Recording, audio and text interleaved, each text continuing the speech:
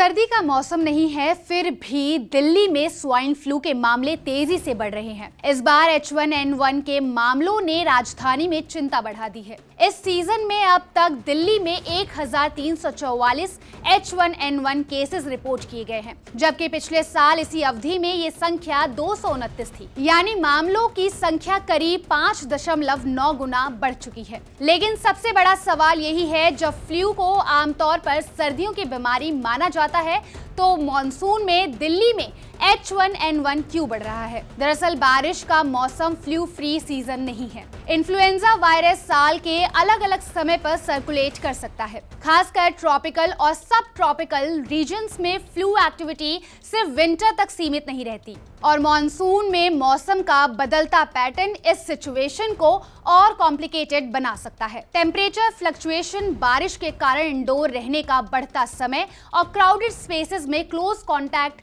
Respiratory infections के transmission को बढ़ा सकते हैं। Doctor Tushar tile, associate director internal medicine, CK Birla hospital, Gurugram के मुताबिक influenza viruses traditional winter season के बाहर भी सर्कुलेट कर सकते हैं। क्लोज कॉन्टैक्ट और क्राउडेड सेटिंग में रेस्पिरेटरी इन्फेक्शंस के फैलने का रिस्क बढ़ सकता है। अब ये समझना भी जरूरी है कि H1N1 आखिर फैलता कैसे है। H1N1 इन्फ्लुएंजा ये वायरस का एक सब टाइप है। संक्रमित व्यक्ति के कफ, स्नीज या बात करने के दौरान निकलने वाली रेस्पिरेटरी ड्रॉपलेट्स के जरिए वायरस दूसरे व्यक्ति तक पहुंच सकता है। यानी क्राउडेड प्लेसेस और क्लोज कॉन्टैक्ट में एक्सपोजर बढ़ने पर इन्फेक्शन फैलने का रिस्क भी बढ़ सकता है। लेकिन मॉनसून में H1N1 को पहचानना एक और वजह से मुश्किल हो सकता है।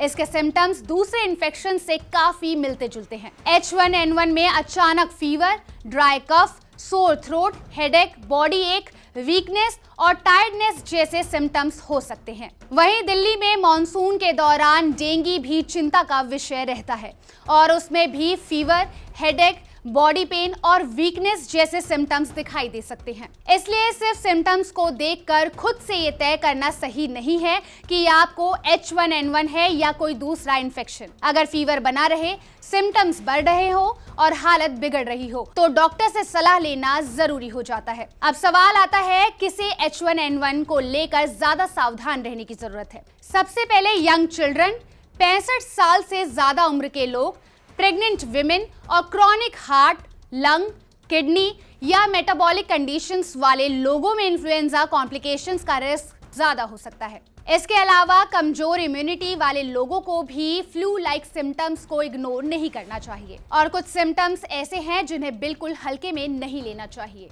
अगर सांस लेने में दिक्कत हो रही हो, चेस्ट पेन या प्रेशर, बहुत ज्यादा कमजोरी, लगातार चक्कर, कंफ्यूजन या डिहाइड्रेशन साइंस दिखें, तो तुरंत मेडिकल अटेंशन लेना जरूरी है। बच्चों में फास्ट या डिफिकल्ट ब्रीदिंग, लिप्स या फेस का ब्लूइश होना, फ्लूइड ना ले पाना या अनयूजुअल स्लीपीनेस भी वार्निंग साइन हो सकते हैं। अब सबसे जरूरी सवाल, H1N1 से बचने के लिए आप क्या कर सकते हैं? सबसे पहले बीमार व्यक्ति के क्लोज कॉन्टैक्ट से बचें। हैंड को रेगुलरली वॉश करें।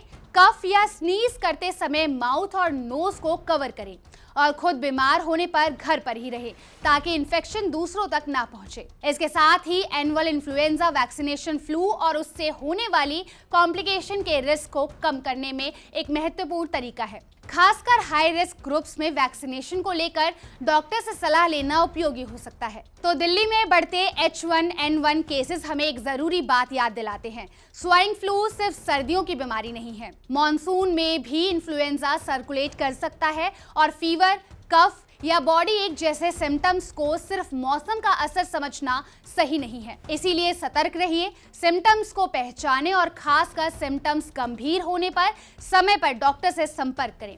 अगर आपको ये वीडियो इंफॉर्मेटिव लगी हो तो इस वीडियो को लाइक और शेयर जरूर करिए। साथ ही ऐसे और हेल्थ अपडेट के लिए जुड़े रहिए ओनली माय हेल्थ के साथ।